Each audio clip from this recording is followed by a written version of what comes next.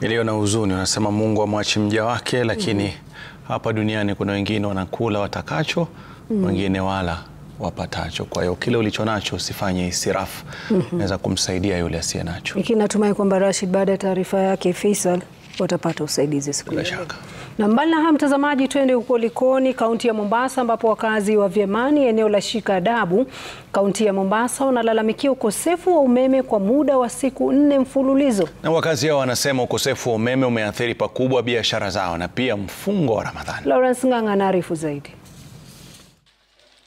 Waumini wa msikiti Ahmad katika mtaa wa Vyemani hapa Likoni wanalazimika kuteka maji mbali kwa mitungi ili kuchukua udhu kabla ya kuswali kutokana na ukosefu wa umeme ambao hupiga maji ya kisima hapa. Vipaza sauti hivi vinavyotumika wakati wa adhana pia havina kazi na kusababisha waumini kutomsikia muadhini kama ilivyo ada, hasa msimu huu wa mfungo wa mwezi mtukufu wa Ramadhan. Pia tunatembea kwenye njia, giza limetanda, spika wapati sauti, sasa pia wanapata shida, hawaji pia kufanya hiyo ibada. Biashara nyingi hapa kama bucha zikiendelea kukadiria hasara kubwa. So like mimi first day nimetupa samaki wangu kama 10 kgs kwa sababu nilitarajia labda moto umeenda kama kawaida na utarudi. Umeenda labda utarudi.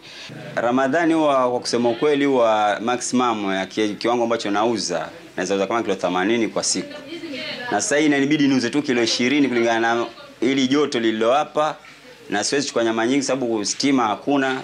Kama sasa wakati wa Ramadhani watu wakifungua na kunywa maji baridi kama mitungi 4 na hiyo haihusiki saa hii. Kwa hiyo fridge yangu yakaa na maziwa fresh yameharibika maziwa saindi 1000. Nguzo hizi zikisalia bila transformer iliyokuwa ikitoa huduma hapa, wakazi wakilalamika kujikokota kwa Kenya Power kurekebisha hali. Hii Kenya transformer sio hiyo moja peke yake. Kenya na transformer nyingi sana. Kipindi kile walitoa ile transformer ile nyingine, waange replace transformer nyingine usiku huo, lakini wamekaa. Ngoja ya wakazi wa hapa kurejeshewa stima inaendelea kuwaumiza matumbo, sasa wakitaka kampuni ya usambazaji stima nchini Kenya Power kufanya hima na kuwapatia umeme ili kufanikisha biashara zao na shughuli nzima za mfungo wa Ramadhan. Lawrence Ng'ang'a, runinga ya Citizen.